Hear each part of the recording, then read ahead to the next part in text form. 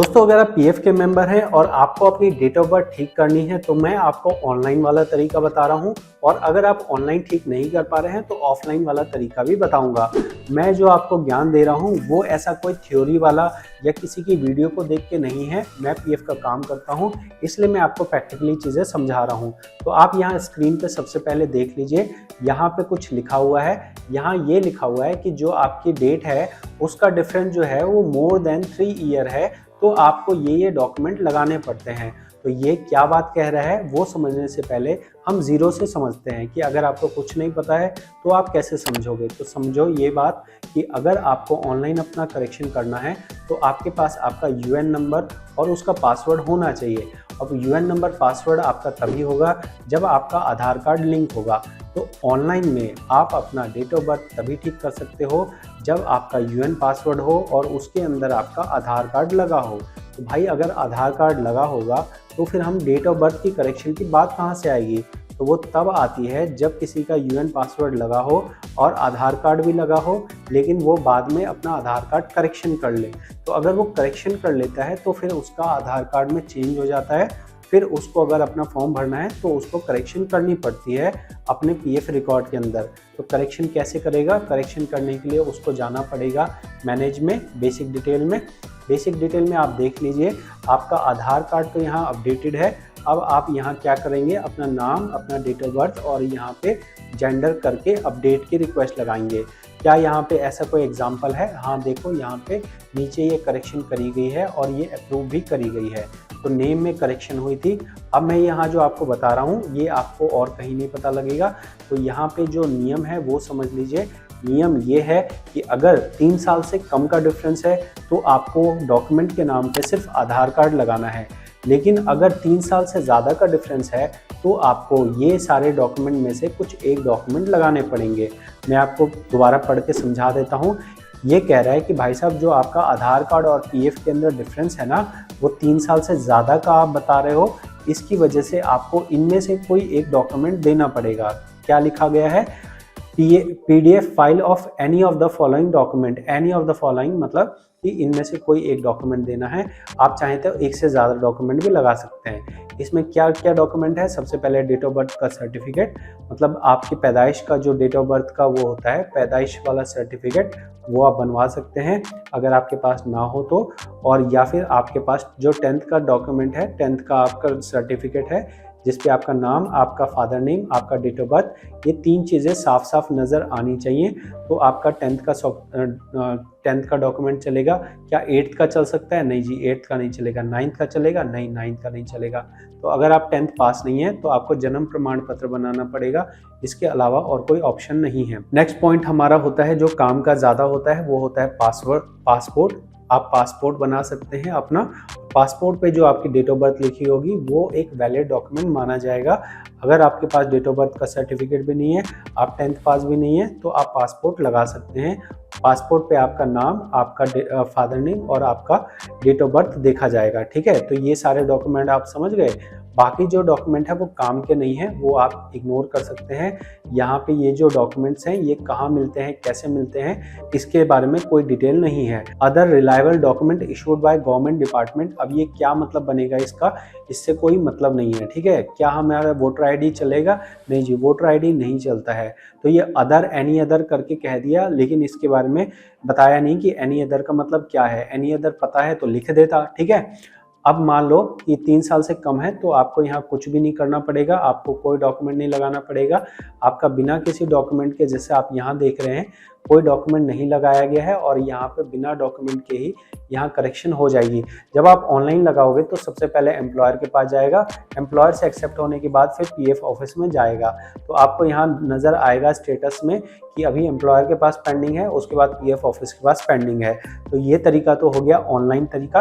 अब हम बात करते हैं ऑफलाइन की। अब ऑफलाइन में समझिएगा कि हमें कई बार ये पता नहीं होता है कि कंपनी वालों ने हमारी क्या डेट ऑफ बर्थ डाली है। तो हालांकि आपको कंपनी में तो जाना ही पड़ेगा करेक्शन करने के लिए, बिना कंपनी में जाए आपकी करेक्शन नहीं होगी। क्या कंपनी वाले ऑनलाइन कर सकते हैं? नहीं जी, कंपनी वाले भी ऑनलाइन नहीं कर सकते हैं।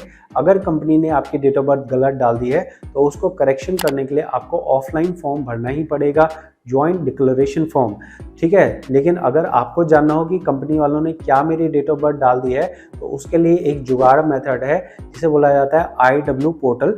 इसको आप टच करेंगे तो आपको इस तरह की वेबसाइट नज़र आएगी, ध्यान से देखिएगा। फिर हम यहाँ पे एप्लीकेशन फॉर COC पे टच कर रहे हैं। फिर हमें यहाँ पे बोलेगा कि आप अपना UN नंबर डालो। यहाँ आपको किसी पासवर्ड की ज़रूरत नहीं है, आप सिर्फ यहाँ अपना UN नंबर डालेंगे। यहाँ पे जो भी आपका कैप्चा कोड नज़र आ रहा है वो आप डालेंगे और इसको डालने के बाद आपको यहाँ पे दिखा देगा कि इस UN के अंदर में आपकी डेट ऑफ बर्थ क्या है और आपका नाम क्या है। यहाँ हम ID सेलेक्ट कर रहे हैं, आप यहाँ देख लीजिए, यहाँ पे आपका नाम और यहाँ आपका डेट ऑफ बर्थ आ रहा है। तो इस केस में यहाँ पे NA है। NA का मतलब है कि कंपनी वालों ने अपडेट नहीं किया है। आपके केस में अगर कोई भी यहाँ पे डेट ऑफ बर्थ दिखा रहा है तो आप मान लीजिए कि यही वाली डेट ऑफ बर्थ आपकी है, ठीक है। बाकी सारी चीज़ें यहाँ आपके इम्पोर्टेंट नहीं है, ये सारा ब्लैंक होता है, तो यहाँ आपको कोई जानकारी नहीं मिलेगी। इस पेज पे आपको एक और जानकारी मिलेगी जिसमें आपको कंपनी का एड्रेस नज़र आएगा। तो आप यहाँ देख लीजिए, आपको अगर कंपनी का एड्रेस भरना है तो आपको यहाँ से मिल रहा है कंपनी का एड्रेस। यहाँ पे कंपनी का जो कोड होता है, मेंबर ID होती है, यहाँ पे कंपनी का जो कोड होता है वो मिलता है। अगर आपको मेंबर ID जाननी हो, जो कि आपको फॉर्म भरने में काम आएगी, जो आप करेक्शन फॉर्म भरेंगे वहाँ आपको काम आएगी, तो यहाँ पे आपको मेंबर ID मिलेगी। इतना सब समझ गए? अब हम चलते हैं जॉइंट डिक्लेरेशन फॉर्म भरने पे। तो जॉइंट डिक्लेरेशन फॉर्म जो है आपको ऑनलाइन डाउनलोड करने के लिए मिलेगा, इसे बोला जाता है जॉइंट डिक्लेरेशन फॉर्म। अब आप यहाँ पे जो आपको ये फॉर्म भरना है, मेरे पास जो फॉर्म है उसके ऊपर में यहाँ पे PF ऑफिस का नाम लिखा हुआ है। आपको यहाँ पे जो ये वाला फॉर्म दिख रहा है इस पे कहीं भी नाम नहीं है, तो यहाँ आपको अपना PF ऑफिस का नाम लिखना है। कैसे पता लगेगा? तो आपको कंपनी से पता लगेगा। अब अगर आपको कंपनी से पता लग जाए तो अच्छी बात है, वरना आप ये जो IW पोर्टल मैंने दिखाया था उसमें जो मेंबर ID होती है उससे भी पता लग सकता है। अब आप कितने टेक्निकल हैं वो उस पर डिपेंड करता है।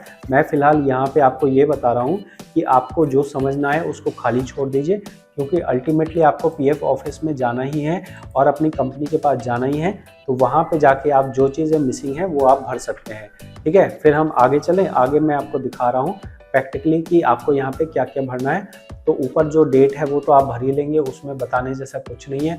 फिर यहाँ पे आप भरेंगे अपना नाम, यहाँ कंपनी का नेम, यहाँ पे फिर अपना करेक्ट नेम, फादर नेम, अपना मेंबर ID जो मैंने आपको दिखाई थी IW पोर्टल पे। फिर आपका जो सही डेट ऑफ बर्थ है वो, डेट ऑफ ज्वाइनिंग अगर आपको पता हो तो भरिए, नहीं पता हो तो मत भरिए, नौकरी छोड़ चुके हो तो भरिए वरना मत भरिए, ठीक है। इनकरेक्ट वाले में जो आपका इनकरेक्ट जो जानकारी है वो आप भर सकते हैं। यहाँ इंपॉर्टेंट क्या है? इंपॉर्टेंट है फादर नेम। तो आप यहाँ पे जो डॉक्यूमेंट लगाओगे, आधार कार्ड पैन कार्ड लगाओगे, तो ये ध्यान रखना कि ये दोनों डॉक्यूमेंट पे फादर नेम एक जैसा होना चाहिए, ठीक है।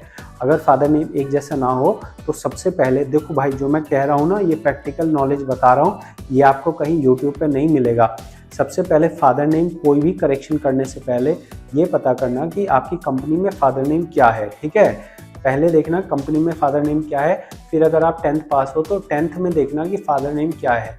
जो 10th का डॉक्यूमेंट होता है वो सबसे इम्पॉर्टेंट होता है, तो 10th के डॉक्यूमेंट के हिसाब से फादर नेम आधार कार्ड में होना चाहिए और उसी हिसाब से पैन कार्ड में होना चाहिए।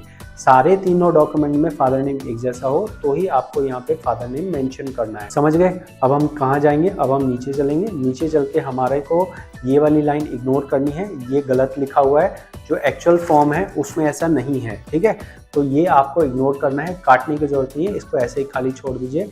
यहाँ आपको अपने सिग्नेचर करने हैं, यहाँ कंपनी सिग्नेचर स्टैम्प करेगी, ठीक है। ये तो आपका फॉर्म हो गया। इसके अलावा जो है ना, कंपनी को एक लेटर हेड बना के देना पड़ता है और वो लेटर हेड आपको और कोई नहीं बता पाएगा। मैं क्योंकि यहाँ पे PF ऑफिस जाता रहता हूँ, तो मैंने ये जो डॉक्यूमेंट है ये आपको डिस्क्रिप्शन में मैं दे रहा हूँ। ये एफिडेविट जो है ये कंपनी बना के देगी और ये कंपनी जो है इसे अपने लेटर हेड पे प्रिंट आउट निकालेगी।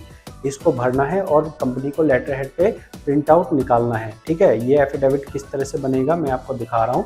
ये एफिडेविट के अंदर में यहाँ पे शुरुआत में एम्प्लॉय का नाम लिखा जाएगा, एम्प्लॉय का फादर नेम, कंपनी का नाम ये लिखा गया, ठीक है। उसके बाद यहाँ पे मेंबर ID लिखी गई, ठीक। उसके बाद यहाँ वापस से एम्प्लॉय का नाम और यहाँ पे हम सही और गलत डिटेल लिखेंगे। मेंबर की जो डिटेल है वो हम यहाँ पे मेंशन कर रहे हैं, ठीक है। करेक्ट डिटेल यहाँ लिख देंगे। आधार जो है यहाँ पे आधार नंबर आपको डालना है, ठीक। उसके बाद यहाँ पे डेट ऑफ बर्थ डालनी है, date of joining, date of exit. सही एड्रेस में आप एड्रेस भरिए, यहाँ गलत वाले को ब्लैंक छोड़ दीजिए, ठीक है।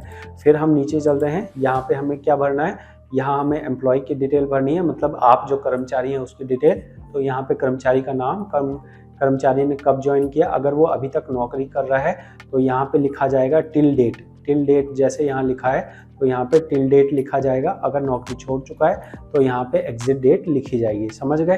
फिर हम नीचे चलते हैं। नीचे चल के अब हमें देखने को मिलेगा कि अब यहाँ पे कंपनी का मालिक जो है वो अपनी रिस्पॉन्सिबिलिटी ले रहा है। ये हो गया रिस्पॉन्सिबिलिटी लेटर। रिस्पॉन्सिबिलिटी ये ली जा रही है कि मेरा नाम ये है, मेरे पिता का नाम ये है, मेरे ऑफिस का एड्रेस ये है, मैं मालिक हूँ, डायरेक्टर हूँ या ओनर हूँ कंपनी के नियम के हिसाब से। और अगर ऐसा करेक्शन करने से किसी तरह का फ्रॉड करता है तो आप आना पीएफ ऑफिस और मुझे पकड़ना, मैं इस चीज़ की रिस्पॉन्सिबिलिटी लेता हूँ। तो ये वाला लेटर बनाने में कंपनी ना नुकुर कर सकती है, लेकिन आपको ये कहना है कि सर ये लेटर तो ज़रूरी होता है, ठीक है। अगर 3 साल से कम का डिफरेंस हो तब तो बिना इस लेटर के चल सकता है, लेकिन अगर 3 साल से ज़्यादा का डिफरेंस है तो ये लेटर लेना अनिवार्य है, समझ गए भाई। ये चीज़ें आपको 4 चक्कर पीएफ ऑफिस में लगाओगे तब पता लगेगा, जो मैं यहाँ आपको बैठे बिठाए आपके फ़ोन पे बता रहा हूँ, ठीक है। यहाँ कंपनी के मालिक के सिग्नेचर और यहाँ साइन, यहाँ पे नाम भरा जाएगा, ठीक है। साइन सिग्नेचर यहाँ पे होंगे,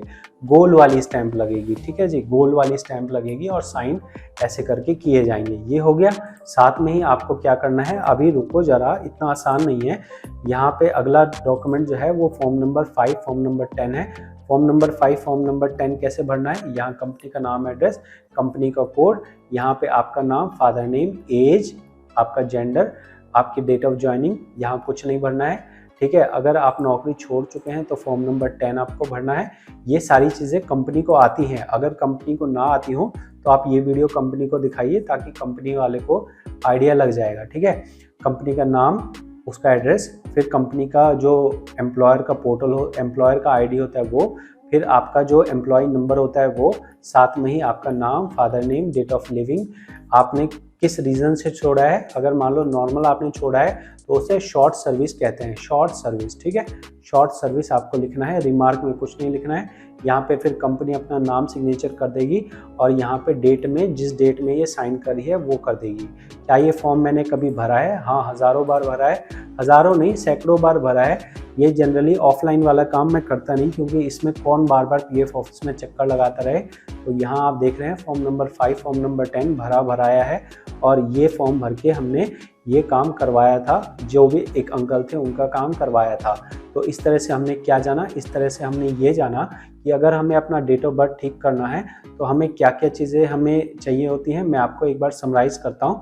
डेट ऑफ बर्थ ठीक करने में हमारे पास 2 फैक्टर हैं, 3 साल से कम या 3 साल से ज़्यादा, ठीक है। 3 साल से कम या 3 साल से ज़्यादा। अगर 3 साल से कम है तो हमें सिर्फ आधार कार्ड, पैन कार्ड चाहिए। अगर 3 साल से ज़्यादा है तो हमें 10th का सर्टिफिकेट प्लस हमें, या फिर हमें क्या चाहिए, पासपोर्ट चाहिए, या फिर हमें क्या चाहिए, डेट ऑफ बर्थ का सर्टिफिकेट चाहिए। समझ आ गई बात। इसके बाद हमें क्या है, आधार कार्ड, पैन कार्ड की फ़ोटोकॉपी लगानी है, साथ में हमें जॉइंट डिक्लेरेशन फॉर्म लगाना है, साथ में हमें फॉर्म नंबर 5 फॉर्म नंबर 10 लगाना है, प्लस कंपनी का रिस्पॉन्सिबिलिटी लेटर जो है, जो मैंने आपको दिखाया है एफिडेविट, वो आपको कंपनी के लेटर हेड पे प्रिंट आउट करके लगाना है। ये सारे डॉक्यूमेंट आप पीएफ ऑफिस में जाके जमा करेंगे। जाके जमा करने के बाद आपको 1 महीने से 1.5 महीने के अंदर ये हो जाना चाहिए। क्या कोई मैसेज आएगा? नहीं जी, कोई मैसेज नहीं आएगा। आप फॉरगेट पासवर्ड पे जाएंगे, फॉरगेट पासवर्ड करने की कोशिश करेंगे। अगर आपका रिकॉर्ड सही हो गया होगा तो फॉरगेट पासवर्ड हो जाएगा। आप 1.5 महीने बाद पीएफ ऑफिस में पता भी कर सकते हैं। क्या हम कोरियर कर सकते हैं? आप कोरियर कर सकते हो, लेकिन कोरियर से होने के चांसेस कम रहते हैं, क्योंकि जब आप वहाँ काउंटर पे जाके जमा करते हो तो जो अधिकारी आपका ये फॉर्म लेता है वो एक एक चीज़ बारीकी से चेक करता है, उसके बाद ही वो आपका फॉर्म लेता है। लेकिन अगर आप कोरियर कर दोगे तो वो अगर चेक करेगा, उसको ज़रा से भी कमी नज़र आई तो वो आपका फॉर्म आगे बढ़ाएगा ही नहीं, पीएफ ऑफिसर के पास भेजेगा ही नहीं, वो आपका फॉर्म साइड में फेंक देगा, साइड में अपना रिजेक्टेड फॉर्म्स में डाल देगा। तो ये जो मैंने आपको कंप्लीट जानकारी बताई है ना भाई, ये जानकारी बहुत ही ज़्यादा मूल्यवान है। इसमें बहुत ज़्यादा मेहनत लगती है, बहुत ज़्यादा एफर्ट लगते हैं। तो आप ज़रूर मुझे फीडबैक दीजिए कि आपको ये वीडियो कैसी लगी है, 10 में से इस वीडियो को कितने नंबर देंगे, और साथ में ही आप इस चैनल को सपोर्ट करने के लिए सब्सक्राइब कीजिए। जब आप सब्सक्राइब करोगे तभी ये जानकारी ज़्यादा लोगों तक पहुँचेगी, तभी ये प्रैक्टिकल नॉलेज पहुँचेगी। अदरवाइज़ तो यहाँ पे यही चलता आ रहा है कि एक बंदे ने जो कहा उसने उसकी वीडियो देख ली, फिर उसने आगे उसकी वीडियो देख ली, किसी को प्रैक्टिकली पता नहीं है और सारे लोग जो है इसी तरह से एक दूसरे को कॉपी पेस्ट करते रहते हैं। तो ज़रूर इस चैनल को सपोर्ट कीजिए। मिलते हैं आपसे अगली वीडियो में। बहुत बहुत धन्यवाद।